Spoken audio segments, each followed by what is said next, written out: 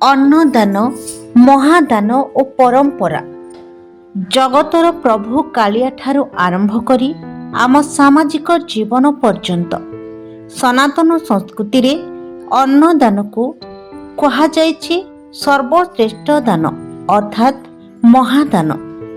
किंतु काहींकि एते गुरुत्वपूर्ण एही अन्नदान आसंतु जानिबा आजिर एही रिपोर्ट रे। शास्त्र रे कहा जायछि अन्नदान समम दानम त्रिलोकीसु न विद्यते अर्थात ए तीन लोकरे अन्नदान ठारू बड़ कौनसी दान नाही। धन सुना बा जमी दान कले मनरे अहंकार आसीपारे किंतु क्षुधार्थ को अन्न देले जो आत्मतृप्ति मिले ताहा सबुठारू अमूल्य। शरीर रे थिबा जट नाग्नि को शांत करिबा और मनुष्य को जीवन दान करिबार एकमात्र माध्यम हेउछि अन्न। पौराणिक किंवदंती अनुसार थरे पृथ्वी रे खाद्याभाव देखाजिबारु भगवान शिव मध्य भिक्षुक साजी मां अन्नपूर्णांक निकटरू भिक्षा ग्रहण करथिले।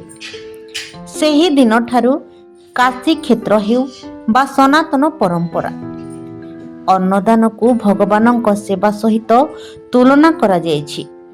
आउ जेतेबेले कथा ओडिया संस्कृतिर आसे सेतेबेले जगन्नाथ संस्कृति रे महाप्रसादर महत्व सर्वोपरि।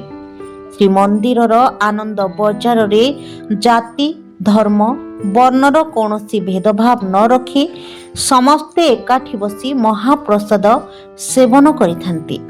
एहा ही होछि प्रकृत अन्नदानर महान परंपरा जहा आमको मानविकता शिखाई थाए।